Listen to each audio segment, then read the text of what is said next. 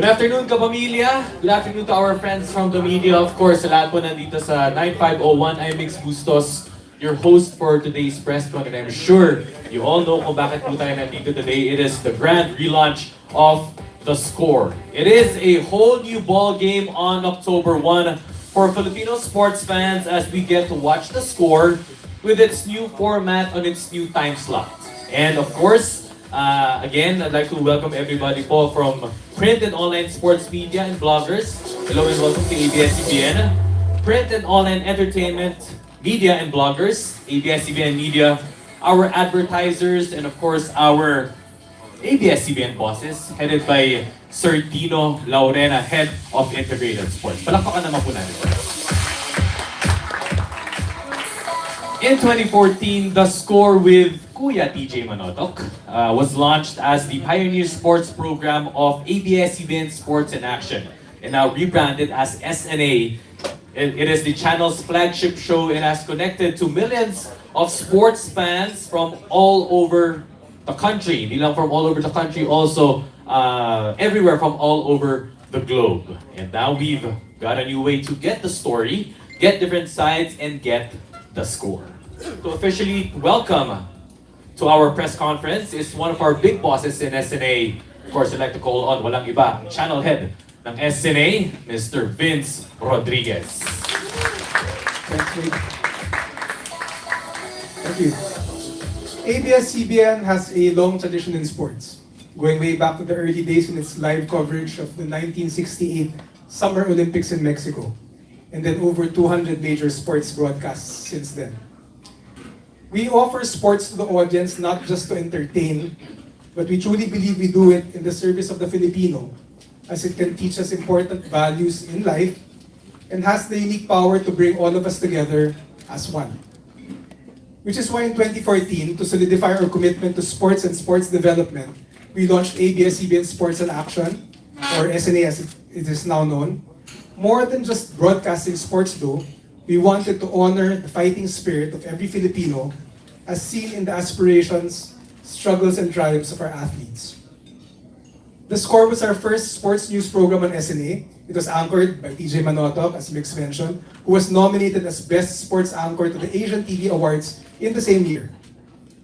The Score brought not just the scores, but in-depth stories of the league, journeys of the athletes both in and out of the court, and our efforts in sports development by helping promote smaller sporting events and national youth events like the Palarong Pambansa.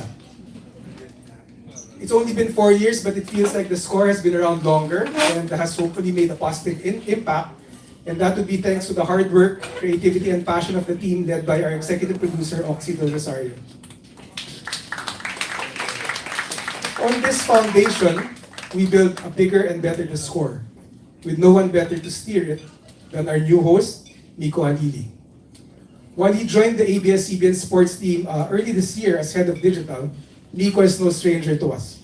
He was an original kapamilya, baka hindi niyo po alam, starting with Sky News when he was a fresh graduate, I think.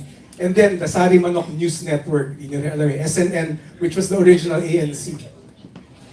He's had a number of highlights in the early career at ABS-CBN, such as calling the game for the Metropolitan Basketball Association, or MBA, and the first ever broadcast of the Ateneo-LaSalle rivalry of the UAP, among others. He took a break from us, pero linigawan namin siya ulit. We couldn't resist because he shares the same passion, vision, and values as we do. So today, I'm proud to introduce to all of you my colleague, the Score's new host, ang bangka sa sports kwentuhan na abangan natin gabi-gabi sa SNA, Miko Halili. Thank you, Vince. Thank you for that introduction. Of course, one of the most respected sports anchors, one of the pillars, of course, of the sports industry in the Philippines, Mr. Miko Halili. All right, Sir Miko, let's have a seat. Okay, so everybody knows that Sir Miko, ikaw ang isa sa mga, yun nga, as I mentioned, pillars of the sports industry, called so many games from different leagues. But we'd like to get a little bit of throwback, the backstory to where it all started. Unang-una, Miko, Tito Mix, where did the love of sports come from? The love of sports, it came from basketball. That's why I think basketball has always been and will always be my first love, because I fell in love with sports because I fell in love with this game that I enjoyed at a very early age. I started watching basketball. Hindi ko pa naintindihan yung rules, hindi ko kilala yung mga players, but for some reason I just immediately felt a connection with the game. So tuloy-tuloy na yun from childhood. When I went to school, fortunately, the school that I went to had a very rich basketball tradition. So naging matik na rin for me to support the team of that school. And so tuloy-tuloy na siya. And I didn't know na it would lead to an actual sports career. As Sir Vince mentioned a while ago, you started out your career with the Kapamilya Network sa Sky News pa and SNN, now ANC. But then you went to Ateneo, to Com, with the love of sports, natahi mo yun all together. Was it something natural to you that this was something that you wanted to do? Looking now? Looking back, no, it was not. My original plan was, graduate with a communication arts degree, and then probably have a career in advertising. That was the original plan.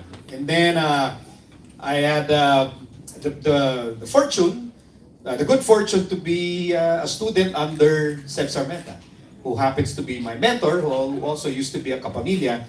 He was the one who convinced me na, Oy Miko, mag-sports ka nga. Kasi lahat ng project ko talagang kinoconnect ko sa sports eh. Kasi yun yung hilig ko. And then he said, why don't you try and apply in all these sports networks? And Where was the first one? the first one, The first one was NBA. no, my first job was Sky Cable News. Yes, I mean in relation to sports. Sky Cable News, I was a Sky Cable sports News, yes. reporter. Okay. My first ever assignment, like ever as a working professional, was to cover the UAP opening of 1995. Season ano ba yun? Hindi ko na kayang bilangin pabaliktad eh. Minus na lang. Basta kung ano man yung season na yun, 1995. So, that's why when I look back and I realize now where I am, it's really full circle how my career has progressed. I'm talking to you now, we're here in ABS, where it all began and where it continues to happen. Speaking of where it all began, of course, you're known as the voice, one of the pioneer voices of MBA, Metropolitan Basketball Association, and then, of course, the early years of UAP. Lilinawin ko lang kasi pagkasabi mo nung pioneer, parang masyado mong dinidiin na... Legit kasi. For the record, dun sa MBA group namin nila, Miss Jenny, ako pinakabata dun. Para lang malinaw. May pioneer pa yan. Alright, so going back to MBA and UAP, nung Studio 23 pa, so what were the most memorable moments when you were starting out as a broadcaster? First of all, to this day, I really don't know what the NBA production team, yan sila Miss Jenny, sila Direk Alneri, sila Miss Ada, and a lot of them, I still work with them to this day. I don't know what they saw in me, and they took a chance on this new guy na, mahilig sa basketball, pero, I was just doing, stuff for cable, and bago pa yung Sari Manok News Network noon, which would turn out to be ANC. But they took a chance on me, and I guess my job was to make the most out of it. And then, siguro, everything just connected. And I think what I remember the most is being able to meet all those players, and a lot of legends played in the NBA, and traveling with them all the time. So I got to spend so much time with players, legends, and my mentors in broadcasting. So ang dami kong natutunan throughout the plane trips, boat rides, bus rides, all of that really contributing to an unforgettable learning experience. After numerous games, I'm sure di mo na mabilang yan, Tito Mix, you're now back to the Kapamilya Network. How does it feel for you? It feels like I'm back home.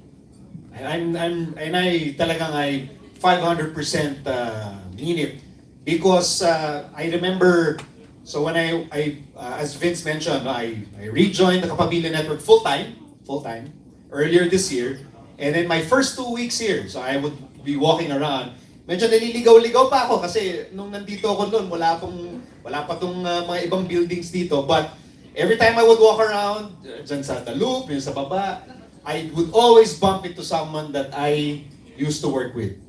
Kaya yun yung pakiramdam na parang, it feels great to be home. Now that the score is going on a new format, how do we get the score this time? That's the new score, okay? It's our promise is we will talk about the things that the fans are talking about, what you are thinking about, what you are fighting about with your friend, what you are debating with your friend.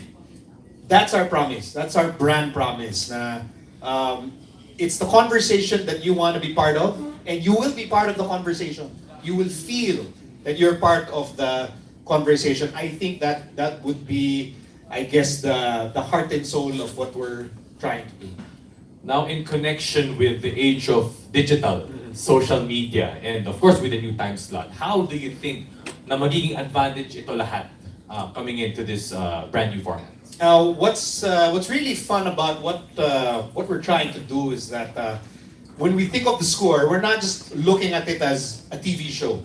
We're looking at it as a hub, a venue for people like me and people that will be introduced in a bit, and the fans. It's a gathering place, and that gathering place will not only happen whenever it airs on SNA. It's going to happen whenever we share the score content on Facebook, on YouTube, on Twitter, on Instagram. So in other words, the conversation that we are going to have, it's going to happen almost 24 hours a day. Hindi lang basta dun sa kung ano yung time slot sa linear television.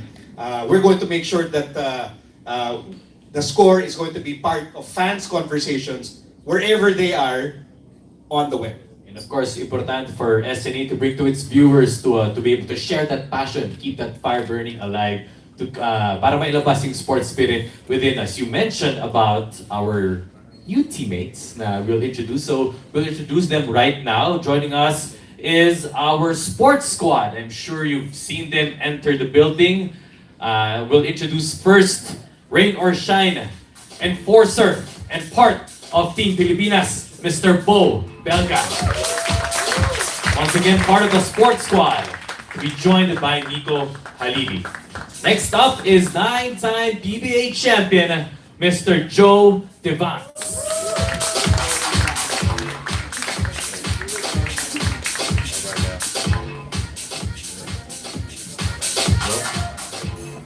Introducing UAP champion and ASEAN Basketball League champion from San Miguel, Alam, Pilipinas, Mr. Paulo Abelona. And last but not the least, PBL champion and 3-time UAP champion for the De La Salle Lady Spikers, and of course, ang ating binibining Pilipinas Globe, Miss Michelle Gumabaw.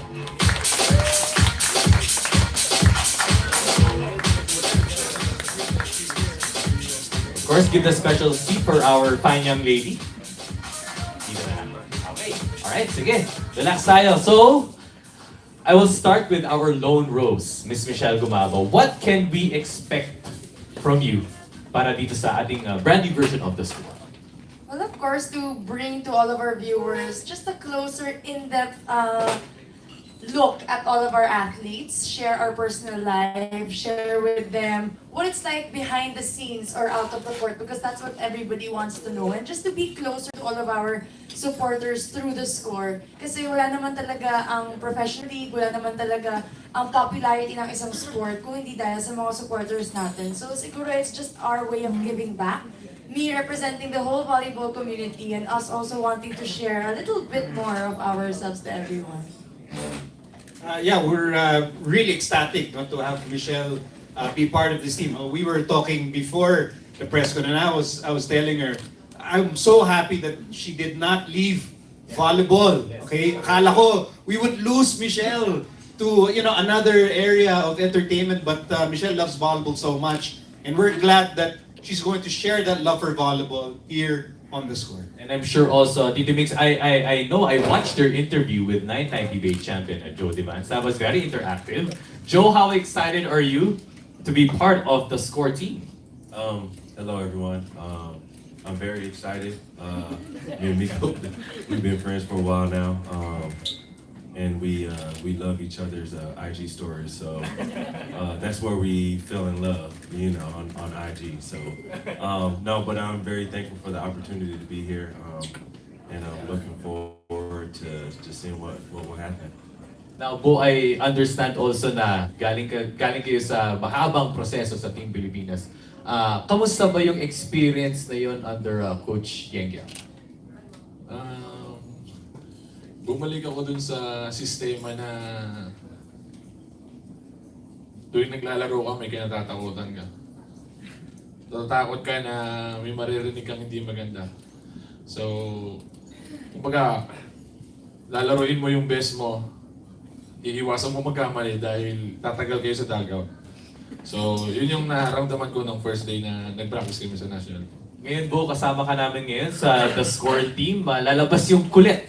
Kahit pa paano, di ba? So, once in a while. So, Bo, how does it feel to be part of the Score family? Nung una, tinawagan ako, sabi ko, seryoso ba tong ABS na to? Ako po yung nabuhay. Hindi kasi sabi ko, nung nakita ko yung lineup ng mga kasama, sabi ko, tama lang.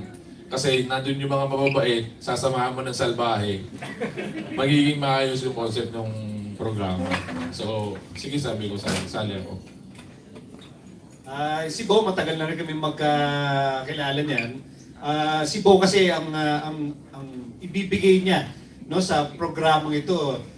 Alam mo, matindi kasi ang basketball common sense ni Bo. Practical knowledge, practical analysis, and napakamasayaing tao niyan. Kahit malakas manakit sa court, pero off the court, napakasarap kakwentuhan ni Bo. And I think our viewers on the Score, they will immediately see how fun it is to learn basketball from the point of view of Bo Benny. Gusto ko naman lumipat kay Pao ngayon. No? Pao, of course, champion with the NU Bulldogs and got one of the biggest breaks of your career with Ala Pilipinas. How does it feel na nag-champion kayo after beating those odds first? It feels so good. Like when we started, we were 0-3. Like we had a lot of adversities. Like we changed imports during in the middle of the season. So after we got Justin and Bog, like the practice was different. They bring different intensity or leadership during practice. So nakuha namin as mga locals na sumunod kami sa kanila, tapos gumanda na yung takbo ng team namin. Like, they lead us. So, yun, we got the championship. So, after yun, parang sobrang saya namin na kahit mas grabe yung pinagdaanan namin, nakuha pa rin namin ng champion. Pao, ano naman i-expect namin sa'yo dito sa The Score? For me, siguro it's gonna be fun. Like, especially with a lot of guys like Kuya, like Kuya na sobrang kulit. And Kuya Bo na sobrang kulit din. So it's gonna be fun. Like there's gonna be a lot of attitude during the show. So it's gonna be.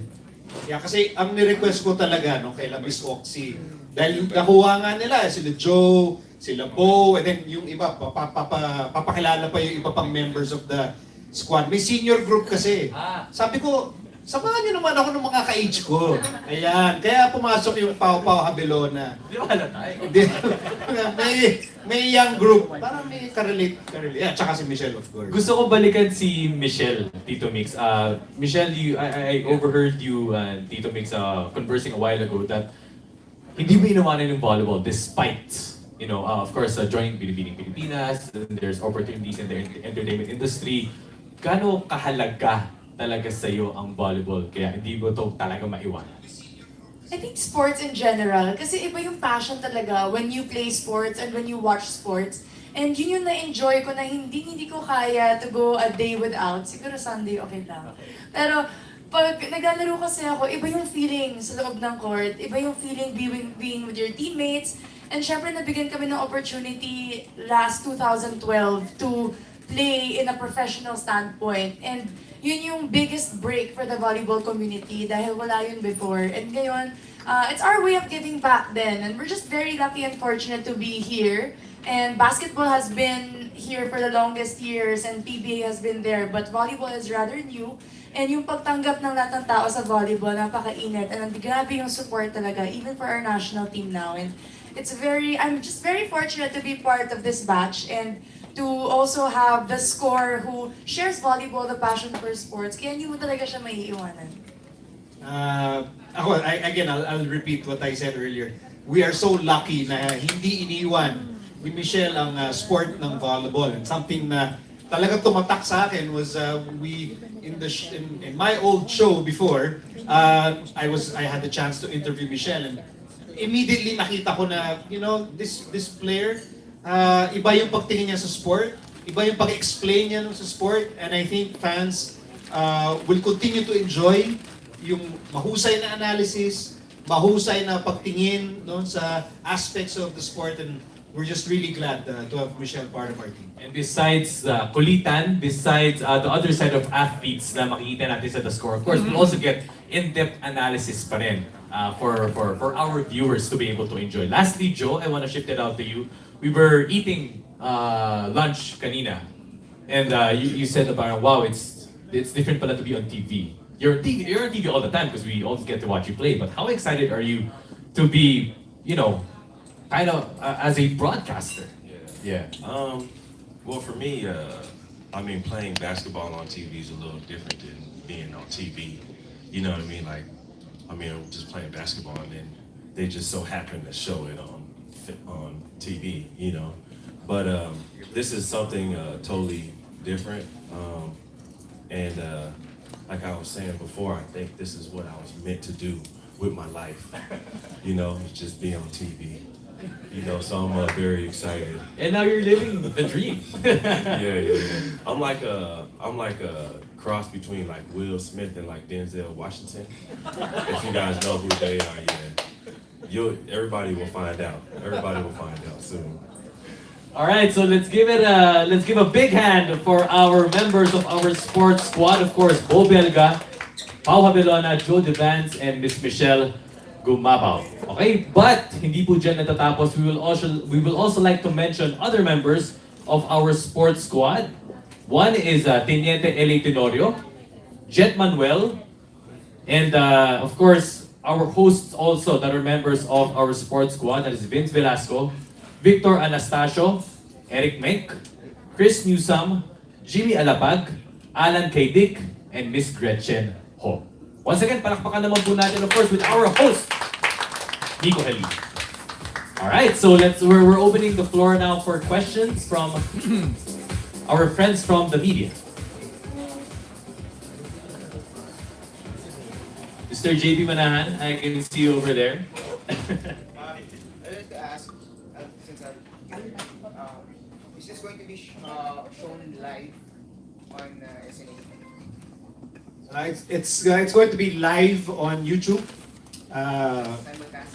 Yeah, pero we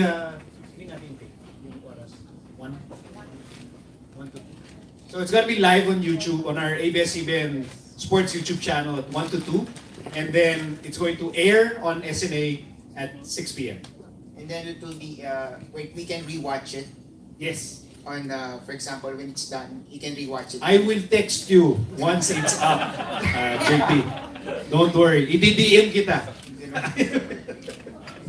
Is it also going to be shown on the ABS-CBN Sports Facebook page? Or is it more focused on It's going to be on YouTube.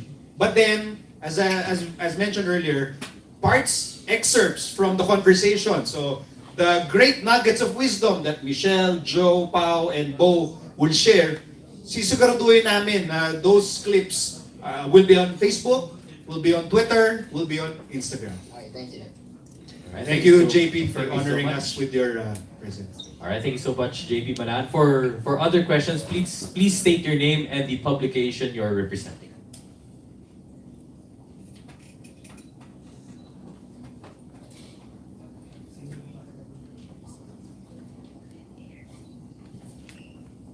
Good afternoon po. I'm Mirin Lozada from Spin.ph. The question is for all the athletes.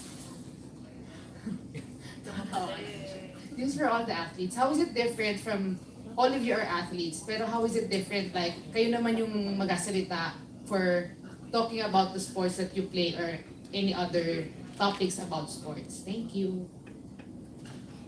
Okay, Joe. Okay, Grabe, Michelle. ladies first Ako kasi, I always believe na mas natututo ka kapag tinitignan mo yung iba.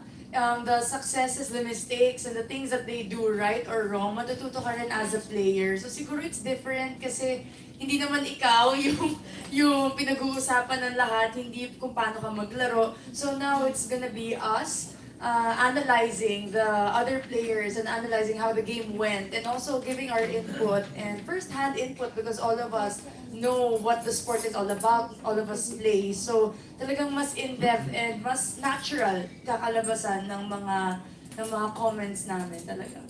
Joe? I kind of see it as basically having like a scouting report, just on TV, and more as a conversation. So I mean, we do scouting report all the time. So I don't want to say it's going to be normal, but I mean, we're basically just going to be up here talking scouting report and stuff like that. So that's how I see it. Wow. Ako naman siguro like bago ako dito, so for me parang it's a new thing for me na to step out of my comfort zone. So sharing and being with these guys, like sharing knowledge together, siguro yun yung magbabago. Like for me, I'll learn a lot for my kuyas and Tito Miko. So yun siguro lang din. It's a positive thing for me na why I'm here. Yeah.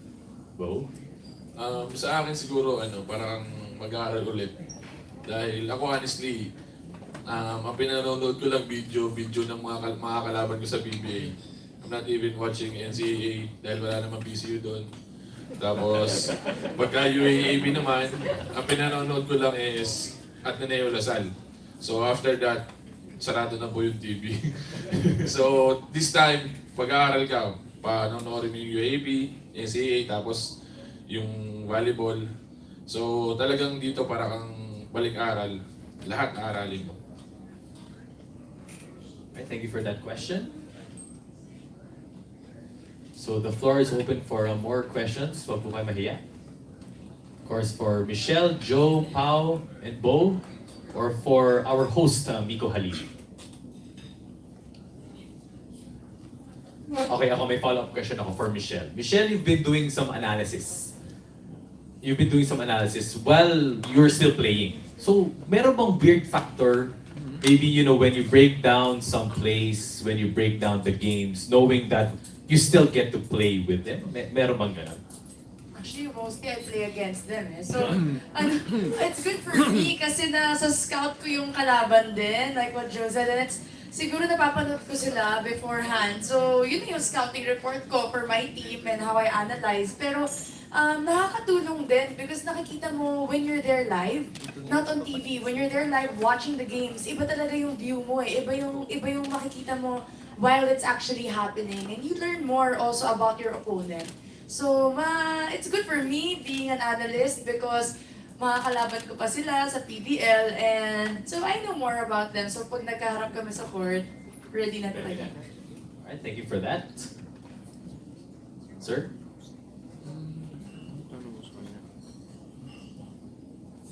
Oh, let me ask Michelle again. Hi, I'm Nestor Cuartero from Bulletin and Tempo.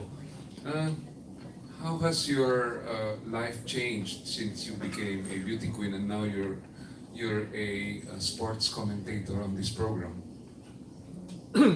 Just another, siguro, an added avenue lang to share what I'm really passionate about, which is sports. And siguro nadagdagan lang din talaga ng schedule. So just balancing everything, allotting time first to volleyball and then to whatever duties we have for Binibini and then also for the score. So mas nadagdagan lang ng gagawin, but altogether I'm very happy and blessed na rin talaga because to be able to experience this at a very young age and to be able to contribute what I'm really passionate about and to just share my insight is something I'm very thankful for.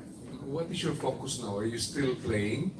Yes po, I still play. We're preparing for the PBL, which has just started last Wednesday. Our first game is Saturday in Cavite. So, balancing lang talaga. Every day, morning, volleyball, and then in the afternoon, whatever work I have, then that will take up my afternoon to evening. But volleyball every day is part of my life still.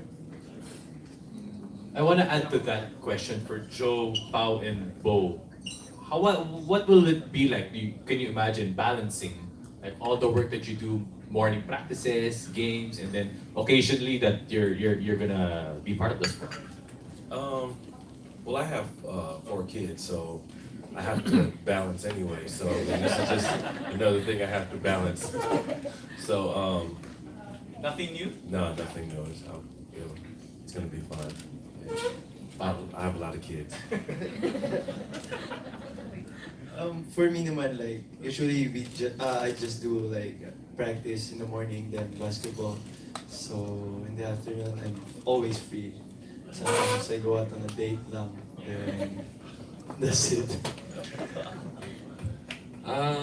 Ako, same thing lang din. Practice sa umaga, tapos pagdating ng hapon, ano na din, bakante. Baka po meron pa kayong show sa ABS, willing po ako. Okay, no. Isip ko, pwede po. Okay, next question. Yes, Yes, sir. Michelle.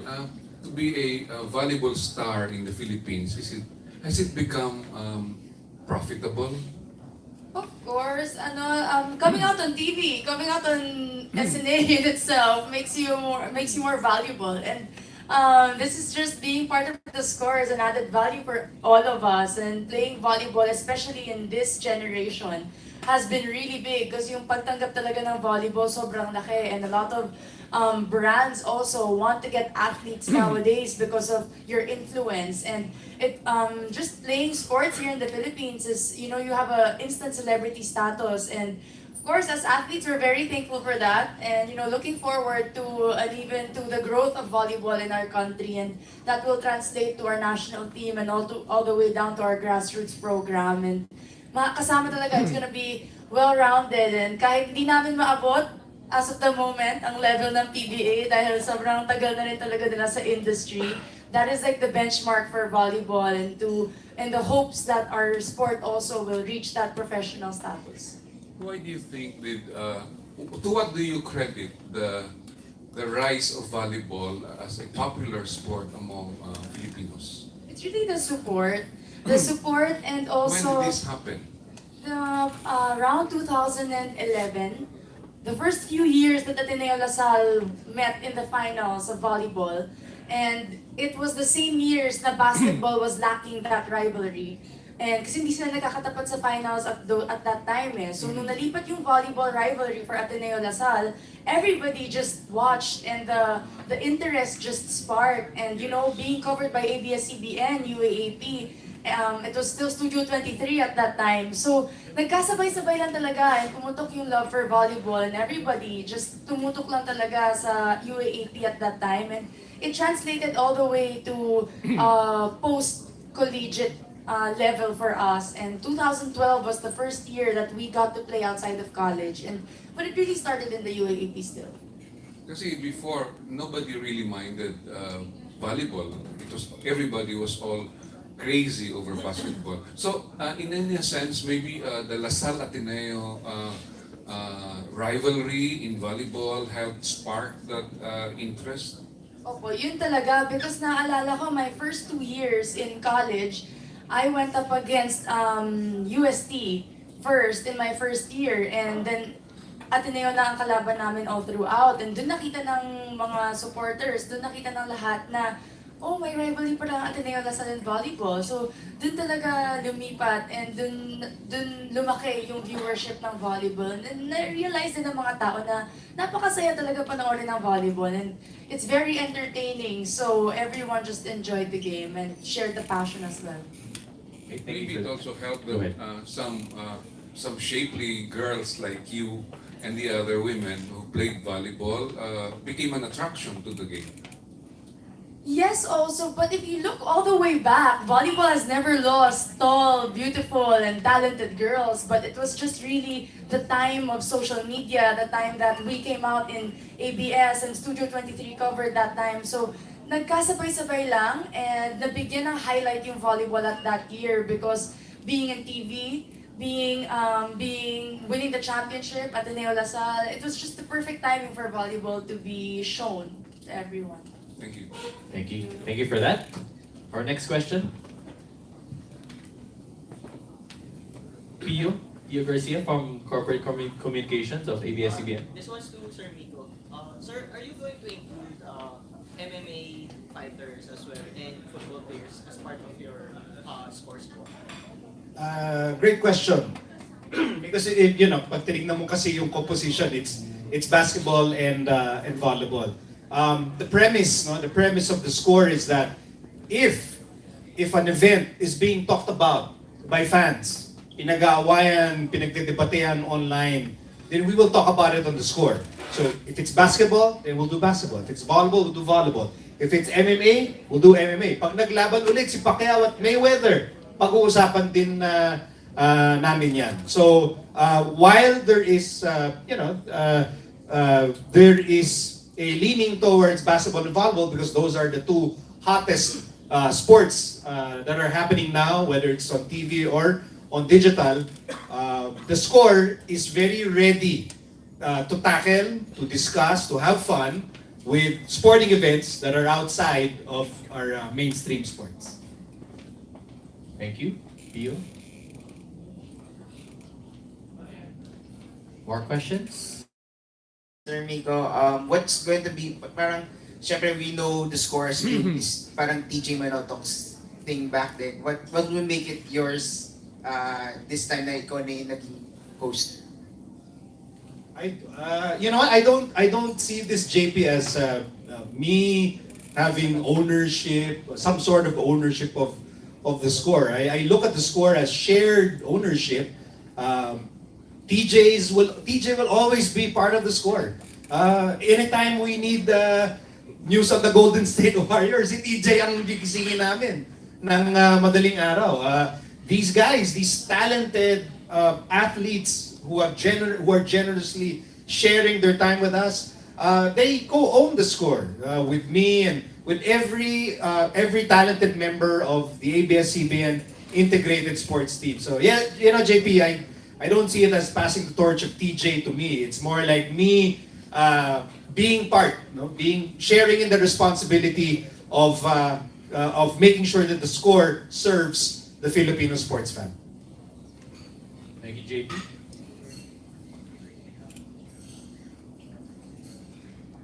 Friends?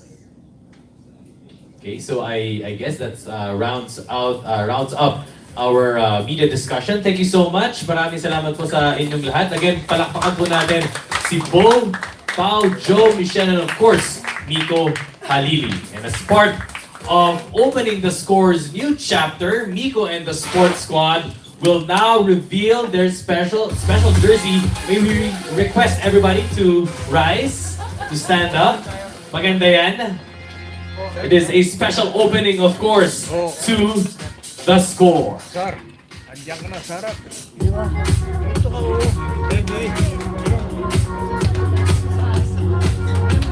Alright, suotin po natin in 3, 2, 1. O, suotin daw. Utos ng EP ni Soxy. Okay, post muna na naka-jersey. Closer tayo.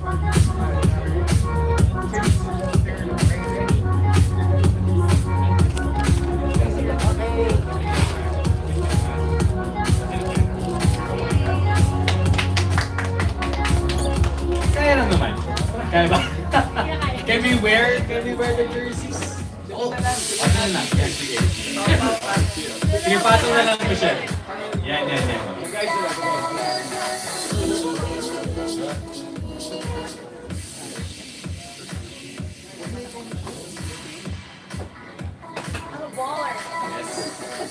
Thank you, Michelle. Thank you, Joe. Thank you, Paul. Thank you, Bo.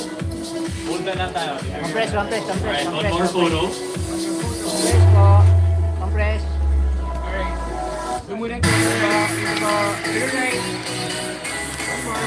Alright, center here. Center here. Everyone here. One more.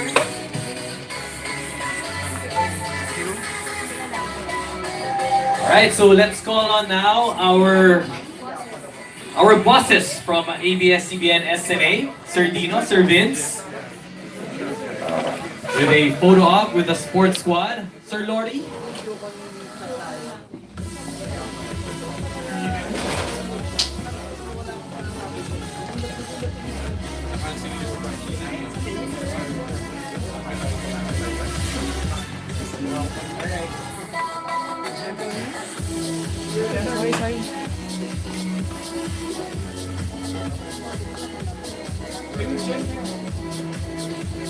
Alright. Okay kayo? Okay. Slicer. One more. One, two. One more. That's one. Once again, our head of integrated sports, Mr. Dino Lorena, and our channel head of SNA, Mr. Vince Rodriguez. Thank you so much for being part of our press conference. And I'd also like to acknowledge the presence, of course, of our executive producer of The Score, Ms. Oxy Del Rosario. Para po sa lahat ng ABS-CBN Sports Crew, thank you so much to our friends from Print and Online Sports Media and Bloggers, Print and Online Entertainment Media and Bloggers, ABS-CBN Media, Integrated News and Current Affairs, and also to our advertisers, and of course to our ABS-CBN bosses that joined us this afternoon. The Score begins a whole new ball game on October 1 on SNA. Thank you for joining us. Ako po si Mix Bustos. Stay safe, God bless, enjoy the rest of the afternoon. Love it!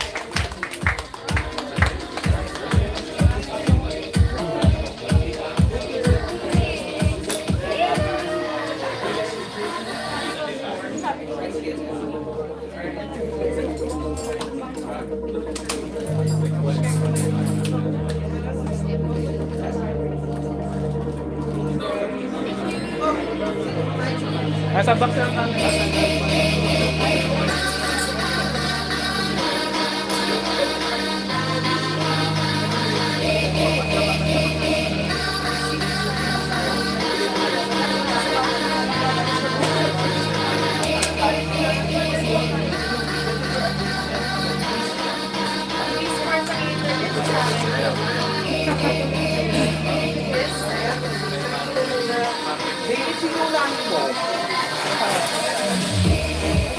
Wala kasi